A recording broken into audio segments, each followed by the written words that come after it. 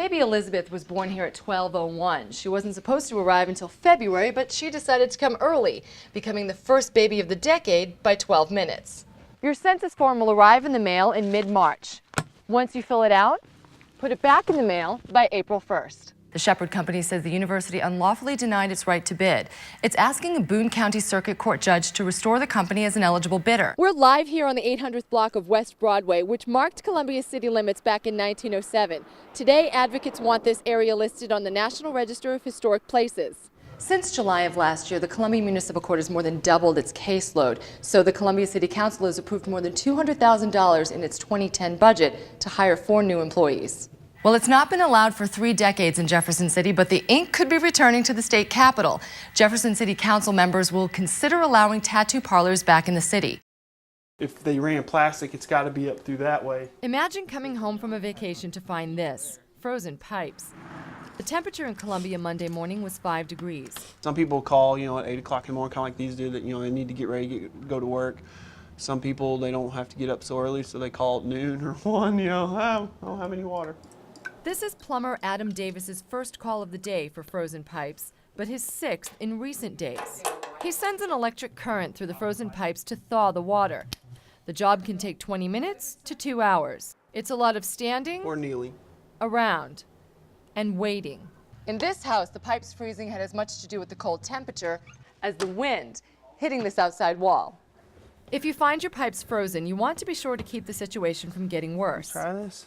That's the 2 things that are going to result in a home fire the quickest is putting a space heater in a confined space or the use of a portable torch. Fortunately here, Davis is on the job and he can anticipate a long and cold week ahead. Michele White, KOMU 8 News, Columbia.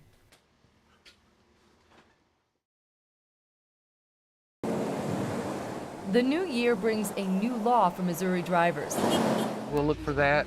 Safety inspections for new vehicles will now be every 5 years instead of every 2 years. We get underneath the vehicle. Bryce Cottle owns Automotive Specialist. He says the price of the inspection is small compared to the amount of mechanical work a car needs in 2 years. And he says newer cars are built lighter, so safety inspections should become heavier. We're seeing a lot more suspension wear at an earlier age in the vehicle, which leads me to think that we're going the wrong direction when we're talking about vehicle inspections 5 years.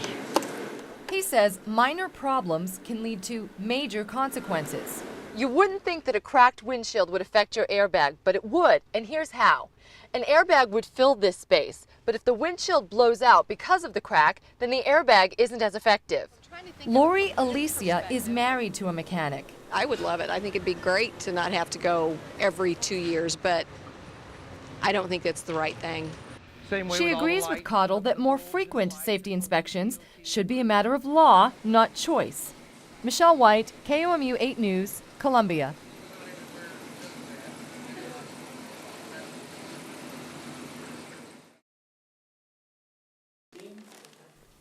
"10 questions in 10 minutes.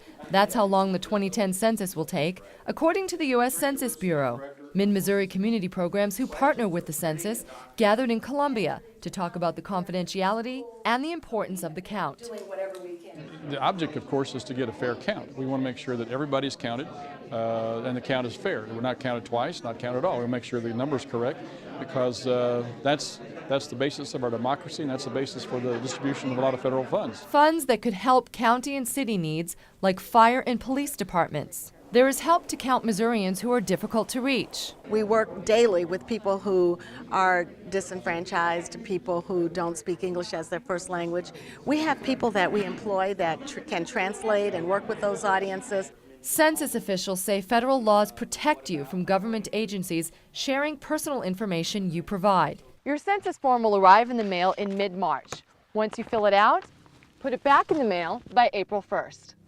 Responses are mandated by law, and if you don't mail back your response, census workers will visit your home to take a count in person. What about minority? 10 questions in 10 minutes that census workers say make dollars and cents. Michele White, KOMU 8 News, Columbia.